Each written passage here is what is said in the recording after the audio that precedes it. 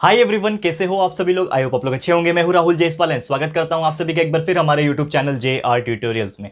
Friends, आज again आपके सामने एक मोस्ट इंपॉर्टेंट हिस्ट्री का लेक्चर वीडियो लेकर आ गया दोस्तों, जिसमें आज हम लोग पढ़ने वाले हमारे 7th स्टैंडर्ड के लिए हिस्ट्री सब्जेक्ट का जो हमारा सेकंड चैप्टर हमने शुरुआत किया था दोस्तों, जिसका नाम है chapter number 2 India before the times of Shivaji Maharaj. आज हम इस पर्टिकुलर चैप्टर का लेक्चर नंबर 2 आपके लिए लेकर आ गए हैं, जो कि अगेन एक बहुत ही इंटरेस्टिंग वीडियो होने वाला है।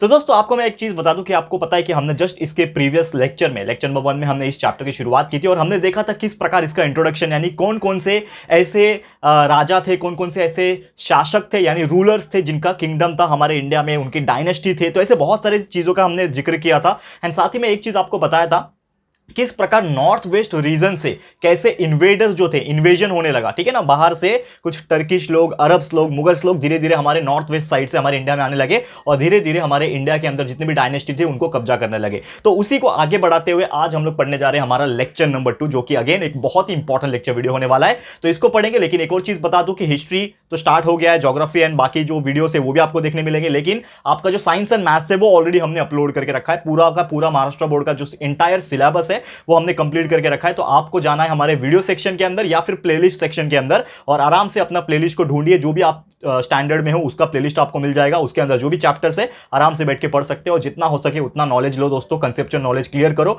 और उतना अच्छा परफॉर्मेंस करो। साथ ही में एक और चैनल है हमारा JR टॉक्स नाम का, उसमें हम लोग कुछ करियर गाइडेंस के वीडियोस डालते हैं, कुछ इंफॉर्मेशन वाले वीडियोस डालते हैं अलग से।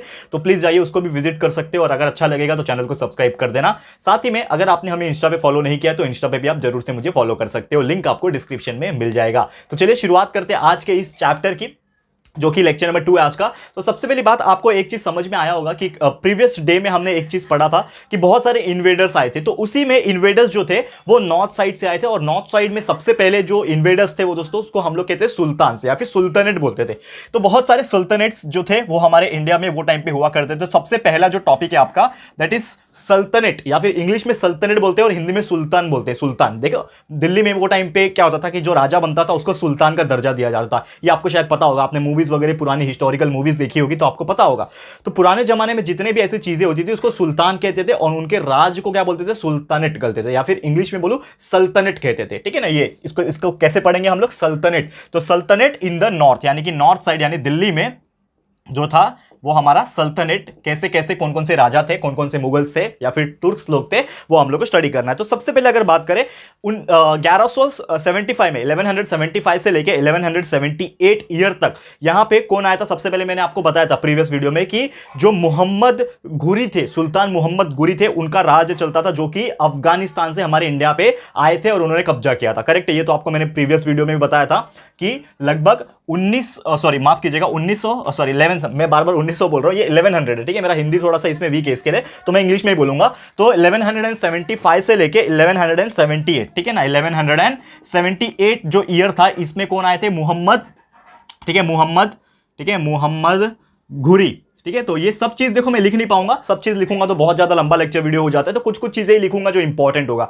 बाकी जो मैं बोलता हूं दोस्तों उसको आप कंसीडर करके और लिख सकते हो अगर आप लिखना चाहोगे, ठीक है। तो जो मोहम्मद घुरी थे उन्होंने हमारे इंडिया पे इन्वेड किया, यानी कि एक तरीके से घुसपैठ किया और एक तरीके से क्या किया, कब्जा करने लगे, कन्क्वर करने लगे। और वो कहां से आए थे, अफगानिस्तान से आए थे। बाद में उन्होंने क्या किया, अब देखो एक अकेला इंसान बहुत कुछ नहीं कर सकता, एक अकेला का सेना जो है बहुत कुछ नहीं कर सकता, उसको अपना टीम्स बनाना पड़ेगा। तो उसने किसको अपॉइंट किया, एक उन्होंने अपॉइंट किया कुतुबुद्दीन ऐबक को। ये जो मोहम्मद घुरी थे उन्होंने किसको अपॉइंट किया, कुतुबुद्दीन ऐबक जो थे एक मुगल थे, ठीक है, ऐबक, जो कि इनके एक तरीके से अंडर में काम करते थे। यानी कि मोहम्मद घुरी जो सुल्तान थे, मोहम्मद घुरी कौन थे, सुल्तान थे ना, तो ये सुल्तान के अंडर में कौन काम करता था, समझ लो कुतुबुद्दीन ऐबक एक नाम का आदमी था, वो काम करता था। मतलब एक तरीके से उनका एम्प्लॉय समझ लो, आज के डेट में हम लोग बोलते हैं ना कोई बॉस है कोई एम्प्लॉय है, तो वो बॉस था, ये उनका एम्प्लॉय था। तो उन्होंने क्या कर दिया कि एक तरीके से अपॉइंट किया और उनको देख रेख पे लगा दिया कि आप लोग ही इसको देखभाल करो और जो सुल्तानेट है उसको चलाओ, ठीक है।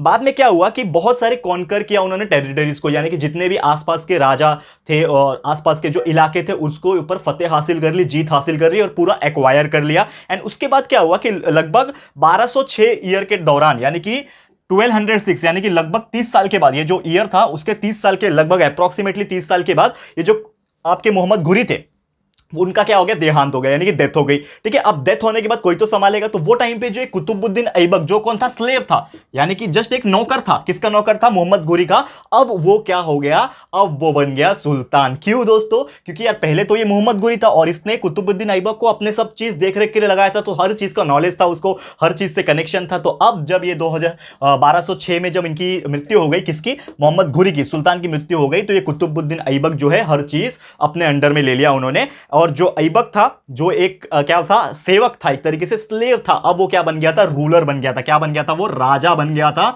शासक बन गया था, रूलर बन गया था 1206 में। बाद में इसकी भी मृत्यु हो गई, यानी कि जो कुतुबुद्दीन ऐबक है इसकी भी मृत्यु हो गई कब, 1210 में, यानी कि 4 साल के अपने रूलरशिप के बाद उसकी भी मृत्यु हो गई। फिर क्या हुआ, उसके बाद ऐसे बहुत सारे जो सुल्तानेट्स थे वो आए, यानी कि पहले कौन सुल्तान बना, मोहम्मद घुरी आया, उसके बाद कौन आया, कुतुबुद्दीन ऐबक आया, और उसके बाद बहुत सारे लोग आए। जैसे कि अगर बात करूं तो कुतुबुद्दीन ऐबक के बाद कौन आया यहां पे, इल्तुतमिश, ये अभी नाम आपने सुना होगा, इल्तुतमिश। ठीक है, फिर इल्तुतमिश के बाद कौन आया, रजिया। ठीक है ना, आपने सुना होगा रजिया सुल्तान। ठीक है ना, तो रजिया हो गई। फिर बालबन, ठीक है ना, ऐसे बहुत सारे आगे, मैं थोड़ा सा नाम आपको जिक्र करूंगा। फिर बालबन हो गया। फिर उसके बाद कौन आया, बालबन के बाद आए अलाउद्दीन खिलजी, इनका भी तो बहुत फेमस नाम है और आपने इसके ऊपर एक मूवी भी देखी होगी, तो अलाउद्दीन खिलजी। ठीक है ना, खिलजी खालजी जो भी है, ठीक है ना, वो आप देख लो। ठीक है, बालबन, अलाउद्दीन खिलजी। उसके बाद अगर मैं बात करूं मोहम्मद बिन तुगलक, ठीक है ना, मोहम्मद बिन तुगलक, ठीक है, शॉर्टकट लिखूंगा तुगलक। ठीक है, तुगलक हो गए। तुगलक के बाद कौन आया, तुगलक के बाद कौन आया, उसके बाद आए फिरोज। ठीक है ना, फिरोज तुगलक, फिरोज आया, मैं देखो शॉर्टकट लिख रहा हूं, फिरोज आया, फिरोज तुगलक आया। उसके बाद आया इब्राहिम लोडी। ठीक है ना, इब्राहिम, देखो स्पेलिंग थोड़ा सा चेक कर सकते हो आप लोग, तो इब्राहिम, ठीक है ना, इब्राहिम लोडी आया। ठीक है, इब्राहिम लोडी। अब ये जो इब्राहिम लोडी था वो सुल्तानेट का, यानी कि जो सुल्तानेट हम लोग पढ़ रहे हैं, नॉर्थ में जितने भी सुल्तान लोग थे, वो उसका आखिरी शासक था, आखिरी रूलर था। ठीक है, कौन था दोस्तों, इब्राहिम लोडी। यहां पे आके स्टॉप हो गई। ये आपको ऐसे सीक्वेंस में याद रखना है। अगर आप चाहते हो ना, जैसे कि हिस्टोरी आपको ज्यादा अगर डिटेल में इंटरेस्ट है पढ़ने का, तो आप ऐसे याद रख सकते हो। सबसे पहले कौन कौन आया, मोहम्मद घुरी, उसके बाद कुतुबुद्दीन ऐबक, उसके बाद इल्तुतमिश, रजिया, बुलबन, अलाउद्दीन खिलजी, मोहम्मद बिन तुगलक, फिरोज बिन तुगलक, इब्राहिम लोडी। इस प्रकार आप लोग याद रख सकते हो। ठीक है, बहुत सिंपल सा फंडा है, बस इसको आप एक तरीके से फ्लो चार्ट के माध्यम से इसको याद रख सकते हो। और उसके बाद क्या हुआ कि जैसे ही यहां पे इब्राहिम लोदी जो थे, ठीक है ना, वो क्या थे, लास्ट सुल्तान थे, सबसे लास्ट थे। तो ये जो हमारे इंडिया के कुछ लोग थे या फिर जो थे ना, ये बहुत परेशान हो गए थे कि यार एक के बाद सुल्तानेट जो है वो उनके ही साइड से होते जा रहे। तो वो टाइम पे एक पंजाब के यहां पे कौन थे, रूलर थे, जो पंजाब में राज करते थे, उनका नाम था दोस्तों दौलत खान लोदी। ठीक है, तो दौलत खान लोदी जो थे, एक तरीके से आप बोल सकते हो पंजाब के रूलर थे। ठीक है ना, और ये जो इब्राहिम लोदी थे ना, ये थोड़ा सा तानाशाह था। तानाशाह मतलब अपनी मनमानी करने वाला। तो ये सुल्तान था वो टाइम पे, दिल्ली पे इसका कब्जा था। किसका, इब्राहिम लोदी का। वो टाइम पे दिल्ली के ऊपर कब्जा इब्राहिम लोदी का था। तो वो टाइम पे ये हुआ कि जो पंजाब का जो रूलर था, जिसका नाम था दोस्तों दौलत खान लोदी, ये देखो ध्यान में रखो, ठीक है, दौलत खान, ये इंपॉर्टेंट वर्ड है, इसके लिए मैं लिखा रहा हूं, दौलत खान। ठीक है ना, दौलत खान लोदी वो टाइम पे क्या थे, ये पंजाब के गवर्नर थे, रूलर बोल सकते हैं या फिर गवर्नर, जो राज्य चलाते हैं अपना, समझ लो। तो पंजाब के वो टाइम पे रूलर थे। तो उन्होंने क्या किया, ये परेशान हो चुके थे क्योंकि बहुत ज्यादा तानाशाह था, बहुत अपनी मनमानी करता था। तो उसको हराने के लिए उन्होंने इनवाइट किया, किसको इनवाइट किया दोस्तों, एक बहुत ही फेमस नाम है, और ये नाम तो आपने सुना भी होगा, किसका नाम है, बाबर, जो कि मुगल का पहला था। ठीक है ना, आपको पता है हमारा पहली बार जब मुगल्स जो आए, ये लोग कौन थे, ये तो तुर्क्स लोग थे ना, ये लोग कौन थे, तुर्क्स लोग थे। ठीक है ना, एक तरीके से आप बोल सकते हो अफगानिस्तान वगैरह से आते। फिर कौन आया, बाबर आया। तो बाबर कौन थे, मुगल से, मुगल का सबसे पहला एम्परर था। तो बाबर जो था ना, वो टाइम पे यहाँ पे सबसे पहला एक तरीके से आप बोल सकते हो कि वो टाइम पे एक एम्परर था वो टाइम पे। तो वो जब इधर पे आया, किधर पे आया, जब गवर्नर ने, यानी कि दौलत खान जो लोधी था पंजाब का, उसने जब इसको इन्वाइट किया, किसको, बाबर को, तो बाबर ने इब्राहिम लोदी को क्या किया, हरा दिया, डिफीट कर दिया। उनके बीच में लड़ाई हुआ रहेगा, तो लड़ाई होने के बाद क्या कर दिया, डिफीट कर दिया। अब डिफीट कर दिया तो बाबर क्या हो गया, यहां पे एक तरीके से रूलर बन गया, यानी कि पूरा जो दिल्ली का जो गद्दी था, दिल्ली का यानी नॉर्थ साइड का जो भी गद्दी था, वो किसके अंडर में आ गया, बाबर के अंडर में आया। कैसे आया पता चला आपको, सेम देखो स्टोरी बेस बता रहा हूं, हिस्ट्री ऐसे ही पढ़ा जाता है दोस्तों, और कोई तरीका नहीं है। थोड़ा सा और यहां पे मैं कोशिश कर रहा हूं, लेकिन उम्मीद करता हूं कि आपको पसंद आ रहा होगा। लेकिन थोड़ा सा पेशेंस बनाए रखो, हर चीज क्लियर हो जाएगा। तो हर चीज आपको सीक्वेंस में बता रहा हूं, ये समझा। फिर जैसे मैंने बोला कि इब्राहिम लोदी बहुत तानाशाह था, उसके बाद ये जो गवर्नर थे दौलत खान जो थे, उन्होंने सोचा कि अब मैं किसी को बुलाऊंगा जो कि मोर पावरफुल हो। तो यहां पे जो बाबर थे वो क्या थे, बहुत ज्यादा पावरफुल थे। ठीक है। तो बाबर जो थे वो काबुल के वो टाइम पे रूलर थे। काबुल, आपको पता है काबुल किधर आता है? अफगानिस्तान में आता है। तो जो बाबर थे ना वो टाइम पे काबुल में थे और वो राजा थे वहां पे, एक तरीके से रूलर थे। तो वहां पे जब बाबर को बुलाया गया तो दिल्ली में आए, एंड उसके बाद ये दौलत खान लोडी, सॉरी माफ कीजिएगा, इब्राहिम लोडी से उनका एक तरीके से फाइट हुआ, ठीक है, और उसके वजह से ये जीत गए और ये इब्राहिम लोडी जो है वो हार गए। ठीक है, ये कहानी यहां पे खत्म होती है। क्लियर है? ये चीज समझ में आ गया। और इसी प्रकार से ये जो सल्तनत था, ये जो सल्तनत था ना, सुल्तानेट जो चलता था, ये एक के बाद एक पीढ़ी ये लोग आते गए, एक के बाद एक इनका राज्य चलता था तानाशाह वाला। तो ये जो सुल्तानेट जो नॉर्थ में चल रहा था, दिल्ली में कब से चल रहा था, ये यहां पे क्या हो गया? खत्म हो गया, यानी कि एंड हो गया, द एंड। लेकिन जब कुछ चीज खत्म होती है तो एक नई चीज भी शुरू होती है। तो जब ये सुल्तानेट खत्म हो गया तो सुल्तानेट खत्म होने के बाद क्या शुरू होगा? बाबर का राज शुरू होगा। लेकिन ये बाबर का राज जो चलेगा वो अभी हमें नहीं पढ़ना है। अभी हम लोग आएंगे वापस से इंडिया के राजा के ऊपर। तो यहां पे एक चीज और पढ़ना है अभी। सबसे पहले हम लोग पढ़ेंगे द किंगडम ऑफ विजयनगर। तो विजयनगर आपको पता ही है, साउथ साइड का एक पर्टिकुलर बहुत ही फेमस जगह है, बहुत आपने सुना भी होगा। तो इसके बारे में हम लोग चर्चा करेंगे। तो सबसे पहले मैं थोड़ा सा इसको रफ कर लेता हूं, फिर आप लोग को थोड़ा सा विजयनगर और बहामनी किंगडम के बारे में बताना है, जो कि बहुत ज्यादा इंपॉर्टेंट है। ठीक है, तो आप बने रहो हमारे साथ, बहुत सारी चीज आपको इस लेक्चर में पता चलेगी। ठीक है ना? और उम्मीद करता हूं कि जो पढ़ाने का तरीका हम लोग जो स्टोरी बेस्ड बता रहे, भले ही थोड़ा स्लो जाएंगे कोई बात नहीं, लेकिन दोस्तों हर चीज डिटेल में बताऊंगा ताकि आपको हर नॉलेज मिलती रहेगी। करेक्ट है? तो अभी हम लोग हेडिंग डाल रहे हैं यहां पे, क्या नाम बोला मैंने? विजयनगर। ठीक है ना? The Vijayanagar kingdom. ठीक है ना? अब ये विजयनगर किंगडम क्या है ये हम लोग थोड़ा सा देखने की कोशिश करते हैं। थोड़ा सा ध्यान लगाओगे हर चीज यहां पे पता चल जाएगा। तो फिर केस किसकी बात कर रहे हैं? द किंगडम ऑफ विजयनगर, या फिर विजयनगर किंगडम बोल सकते हैं। तो ये दौरान क्या था, जब जब विजयनगर किंगडम की जब बात आती है तो वो दौरान में सल्तनत था, खत्म नहीं हुआ था। वो टाइम पे सल्तनत था, लेकिन सल्तनत में कौन था वहां पे? अगेन मोहम्मद बिन तुगलक थे। ठीक है, मोहम्मद बिन तुगलक जो थे वो टाइम पे राज करते थे दिल्ली में, यानी कि नॉर्थ साइड में उनका सुल्तानेट का राजा वो थे। तो वो दौरान क्या हो गया कि बहुत सारे लोग ऐसे थे जो साउथ साइड इतना ध्यान देते नहीं थे। ठीक है, और यहां पे दो भाई थे जिनका नाम था हरिहर और बुक्का। ठीक है ना?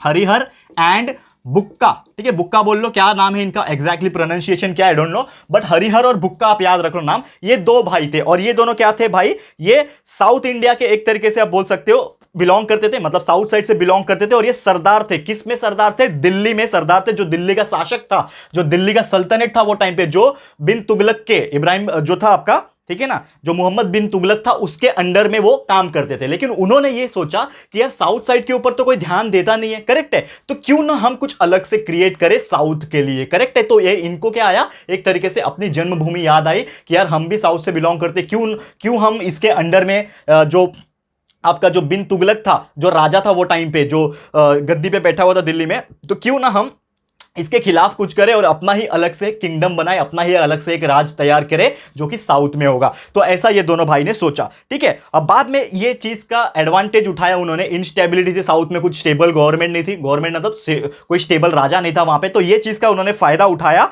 और यहां पे उन्होंने विजयनगर का निर्माण किया। कब किया? यहां पे साउथ में किया 1336 सेंचुरी में। ये इंपॉर्टेंट डेट है, ये आपको याद रखना है। तो 1336 ईयर जो था, ये दौरान उन्होंने विजयनगर का निर्माण किया, जो कि आज के डेट में अगर बात करूं तो वो टाइम पे जब विजयनगर हम लोग बोलते थे, आज ये सब चीज ना कर्नाटका में बिलोंग करता है। आपको पता है कर्नाटका एक स्टेट है, तो वो टाइम पे ऐसे कर्नाटका नाम तो होता नहीं था, क्योंकि जैसे मैंने आपको बताया था कि बहुत सारे स्टेट का नाम जो है वो हाल फिलहाल में रखा हुआ है, लगभग 100 साल के अंदर, 200 साल के अंदर रखा है। यानी जो इतना पुराना जो टाइम था, लगभग 800 साल पहले की ये बात है, तो वो टाइम पे ऐसा कुछ स्टेट के नाम नहीं हुआ थे हमारे इंडिया में। तो ऐसे विजयनगर वगैरह ऐसे किंगडम के नाम हुआ करते थे। तो वो दौरान ना जो हम्पी था, जो आज के डेट में कर्नाटका में आता है दोस्तों, तो वो टाइम पे हम्पी जो था वो कैपिटल था। यानी कि हम्पी एक कैपिटल था किसका?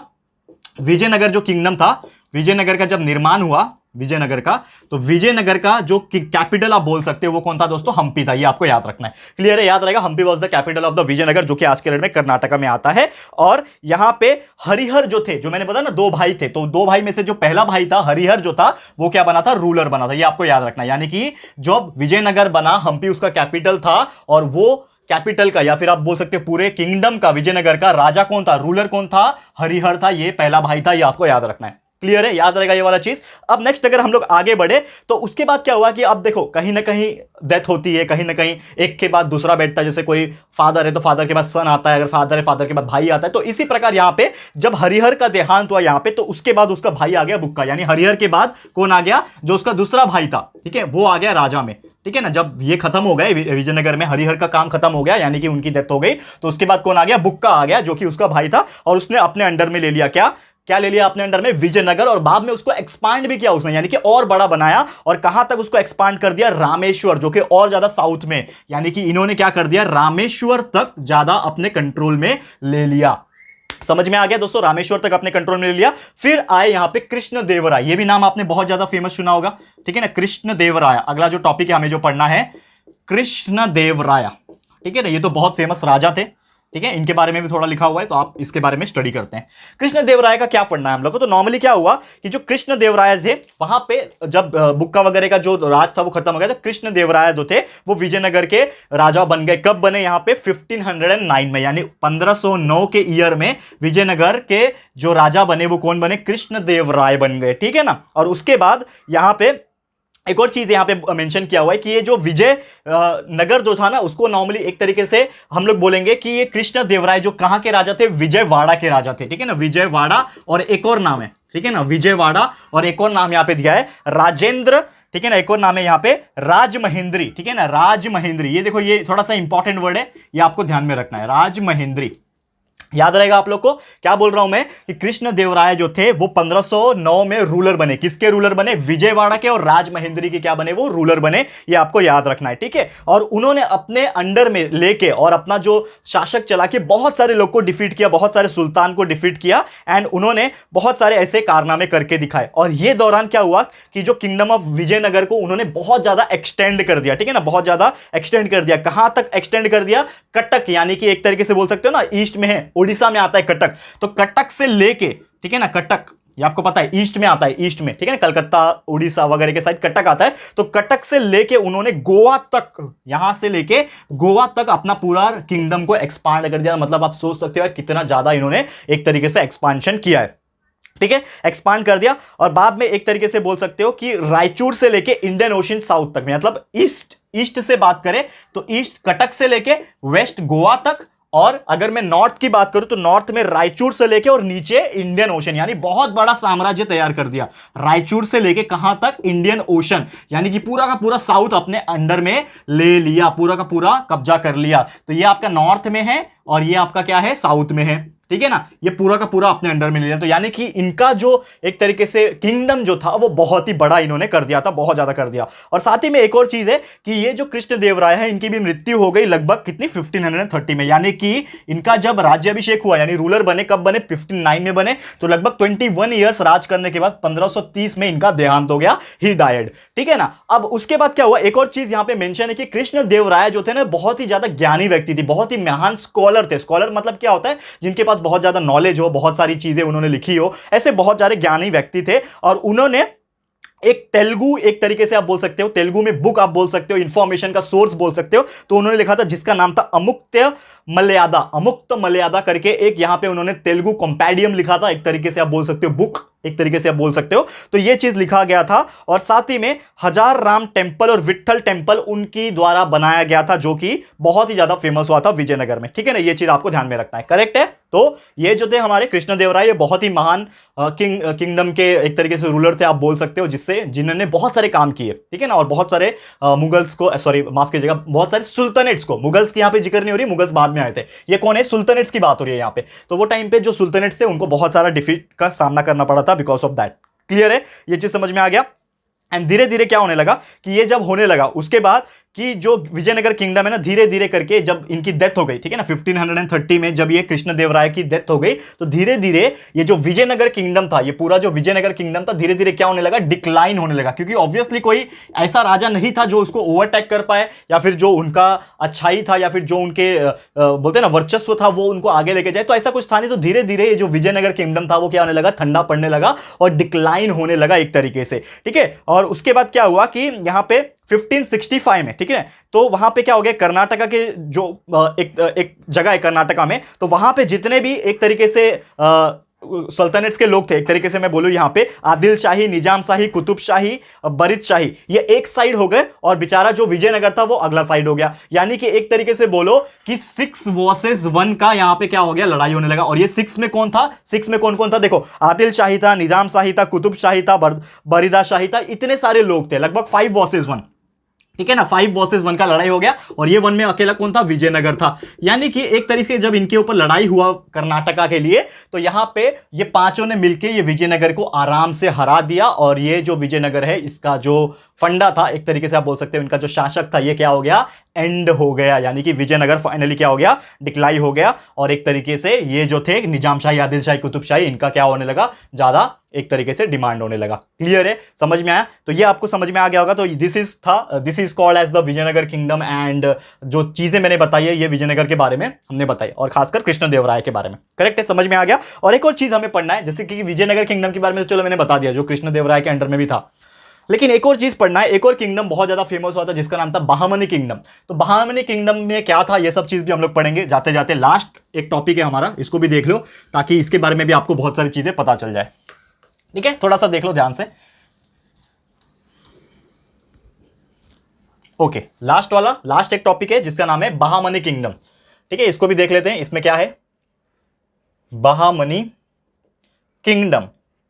अब ये जो बहामनी किंगडम है इसका क्या ताल्लुकात है, तो वो टाइम पे जैसे मैंने आपको एक चीज बताया कि धीरे धीरे जो विजयनगर किंगडम था वो क्या हो गया, डिक्लाइन हो गया। समझ में आया, डिक्लाइन हो गया। तो उसके बाद क्या आया, बहामनी किंगडम आया। तो वो टाइम पे क्या हुआ कि जो मोहम्मद बिन तुगलक थे, जो वो टाइम पे अभी भी क्या थे, सुल्तानेट थे, यानी कि नॉर्थ में उनका ही दबदबा था पूरा, ठीक है ना, जो कि तुर्किश थे।